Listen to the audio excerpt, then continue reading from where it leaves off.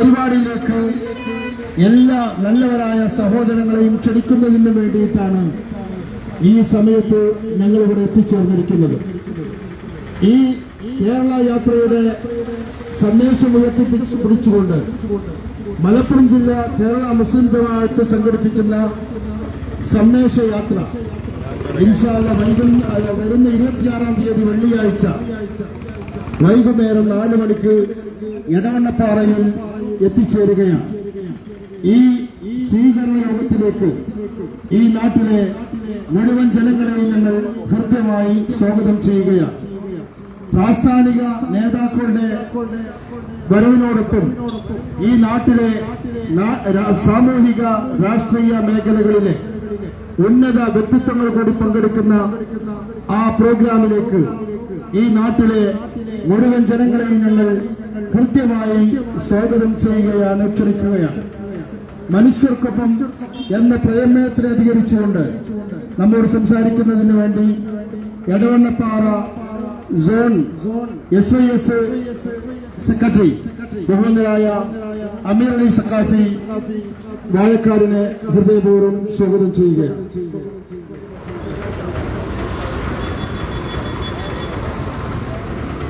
السلام عليكم ورحمة الله وبركاته.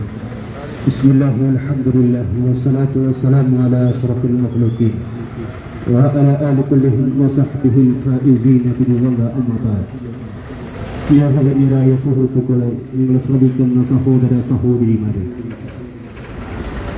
കേരള മുസ്ലിം ജമാഅത്ത് നടത്തുന്ന കേരള യാത്രയുടെ പ്രചരണാർത്ഥം വാഴക്കാട് സർക്കിൾ സംഘടിപ്പിച്ച മാനവ സന്ദേശയാത്രയാണ് ഇവിടെ എത്തിയിരിക്കുന്നത്.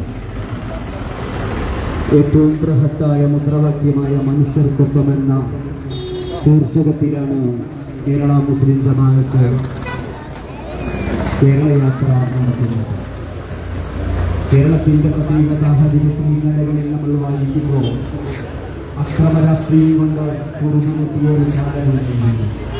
പ്രത്യേകിച്ച് ഏറ്റവും പ്രധാനപ്പെട്ട ഒരുപാട് കൊലപാതകങ്ങൾ നടന്ന, ഒരുപാട് അക്രമങ്ങൾ നടന്ന സാഹചര്യം നിൽക്കുകയും പലയിടങ്ങളിലായി അക്രമങ്ങൾ നടന്നുകൊണ്ട് മനുഷ്യനെ തിരിച്ചറിയാതിരിക്കുന്ന ഒരു സന്ധിയിലാണ് ബഹുമാനപ്പെട്ട ശോഭന കാന്തപുരം ഉസ്താദ് അവിടുത്തെ 1ാമത്തെ കേരള യാത്ര ആരംഭിക്കുന്നത്. മനുഷ്യ മനസ്സുകളെ പ്രവർത്തിക്കാൻ കാന്തപുരം ഉസ്താദിന്റെ കേരള യാത്ര എന്നായിരുന്നു കേരളം അന്ന് അതിനെ വിളിച്ചിരുന്നത്. കാലഘട്ടത്തിന്റെ പ്രത്യേക സാഹചര്യത്തിൽ മനുഷ്യനായി കാണാതിരുന്നപ്പോ വീണ്ടും ഉസ്താദിന്റെ 2ാമത് കേരള യാത്ര നമ്മൾ കണ്ടു. മനുഷ്യന്റെ ഏറ്റവും പ്രധാനപ്പെട്ട മുദ്രാവാക്യവുമായി ഉയർത്തിപ്പിടിച്ചുകൊണ്ടായിരുന്നു ആ കേരള യാത്രയും നടന്നത്. 3ാമതായി നടക്കുന്ന ഏറ്റവും പ്രധാനപ്പെട്ട കേരള യാത്രയാണ് 2026 അടുത്ത വർഷം ജനുവരിയിൽ 1 മുതൽ 17 വരെ കാസർഗോഡ് തുടങ്ങി തിരുവനന്തപുരം വരെ നടക്കുന്നത്. ഇതിന് ഏറ്റവും പ്രധാനമായ മുദ്രാവാക്യം എന്നുള്ളത് മനുഷ്യർക്കൊപ്പം എന്നുള്ളതാണ്. മനുഷ്യർക്കൊപ്പം എന്ന് പറയുമ്പോൾ നമ്മൾ ജീവിക്കുന്നത് ഡിസംബറിലാണ്. ഡിസംബറിലായിരുന്നു, ഡിസംബർ 10-നാണ് മനുഷ്യാവകാശ ദിനം എന്നുള്ളത്. എന്തുകൊണ്ട് ലോക മനുഷ്യാവകാശ ദിനമെന്ന് നമ്മൾ അന്വേഷിക്കുമ്പോൾ നമുക്കറിയാൻ കഴിയുന്നത് മനുഷ്യാവകാശ ലംഘനങ്ങൾ രാജ്യത്തെ ലോകത്തെമ്പാടും നടന്നപ്പോ, ലോകത്തിന്റെ വ്യത്യസ്ത ഭാഗങ്ങളിൽ മനുഷ്യാവകാശ ലംഘനങ്ങൾ നടന്നുകൊണ്ടിരുന്നപ്പോ അതേ ആ മനുഷ്യാവകാശ ലംഘനം നിന്ന് മനുഷ്യരെ ഉത്ഭുതരാക്കിക്കൊണ്ട് മനുഷ്യത്വത്തെയും മനുഷ്യന്റെ അവകാശങ്ങളെയും തിരിച്ചറിയിക്കുക എന്നുള്ള ലക്ഷ്യത്തോടു കൂടിയായിരുന്നു UNO മനുഷ്യാവകാശ പ്രഖ്യാപനം നടത്തിയത്.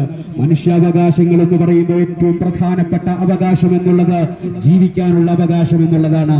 മനുഷ്യന് സമാധാനപൂർണമായ ജീവിതം സാധ്യമാകുമ്പോഴേ രാജ്യത്ത് വികസനം നടക്കുകയുള്ളൂ.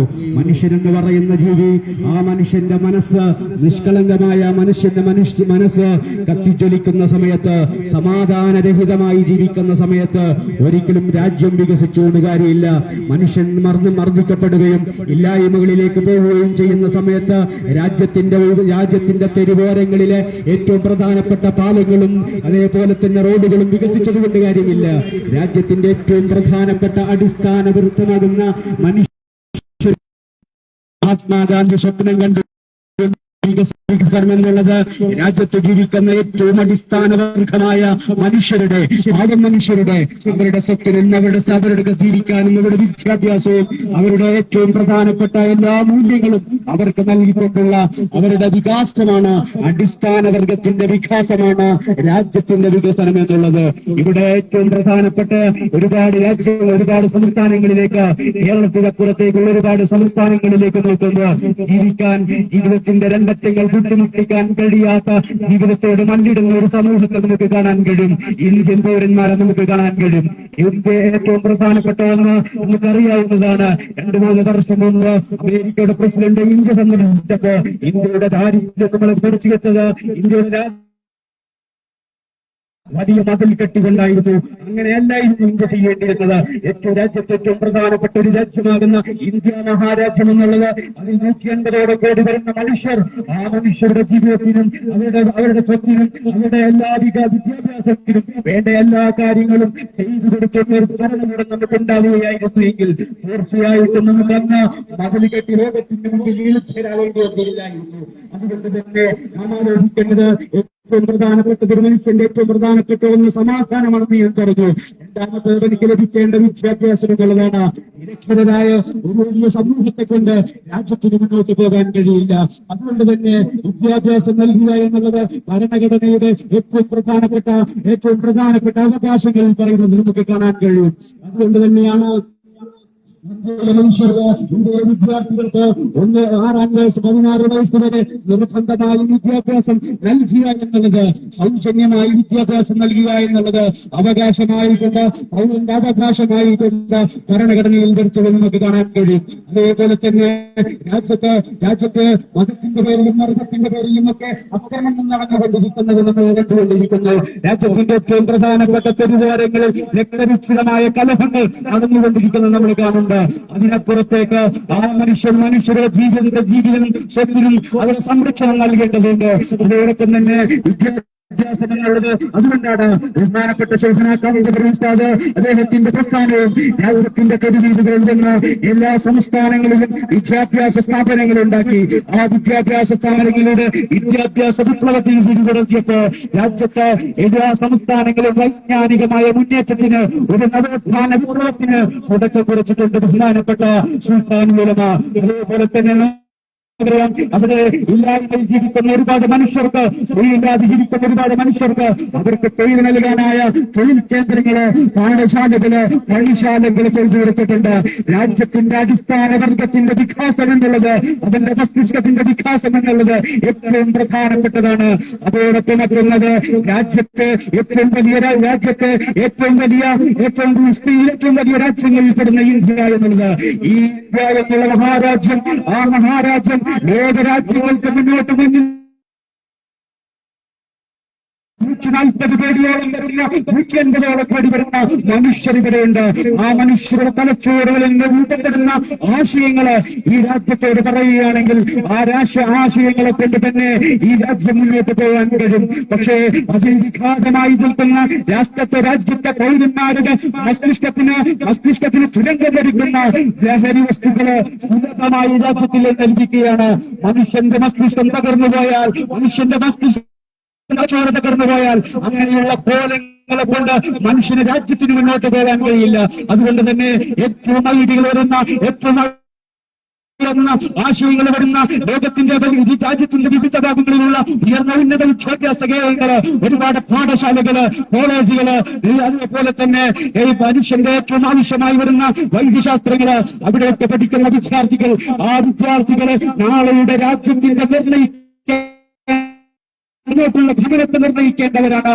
അങ്ങനെ നിർണ്ണയിക്കേണ്ട അവരുടെ മസ്തിഷ്കം ലഹരിയുടെ പേര് ഇല്ലാതായി പോയാൽ, ലഹരിയുടെ ഉത്പാദനത്തിന് പിന്നിൽ അവർ നശിച്ചു പോയാൽ രാജ്യം നാളത്തേക്ക് വികസിക്കുകയില്ല, രാജ്യം നിരൂപിക്കണം. അതുകൊണ്ട് ഈ മനുഷ്യരുടെ മനുഷ്യത്വത്തിന്റെയും അതേപോലെ മനുഷ്യരുടെ മസ്തിഷ്കവും സംരക്ഷിക്കപ്പെടേണ്ടതുണ്ട്. മനുഷ്യർക്കൊപ്പം നിന്നുകൊണ്ട് രാജ്യത്തെ മുന്നോട്ട് കൊണ്ടുപോകേണ്ടതുണ്ട്. അതുകൊണ്ടാണ് പ്രസ്ഥാനം പറയുന്നത് മനുഷ്യർക്കൊപ്പം നിൽക്കുക എന്നുള്ളത്. അതാണ് 2026 ജനുവരി 1 മുതൽ 17 വരെ കേരള മുസ്ലിം ജമാഅത്ത് ബഹുമാനപ്പെട്ട കാന്തപുരം ഉസ്താദിന്റെ നേതൃത്വത്തിൽ നടക്കുന്ന കേരള യാത്ര എന്നുള്ളത് കേരള യാത്രയിലേക്ക് ഈ നാട്ടിലെ മുഴുവൻ ആളുകളെയും ക്ഷണിക്കുന്നു. അതോടൊപ്പം അതിന്റെ ഉപയാത്രയായിക്കൊണ്ട് ജില്ലാ സ്വീകരണം നടക്കാനിരിക്കുകയാണ്.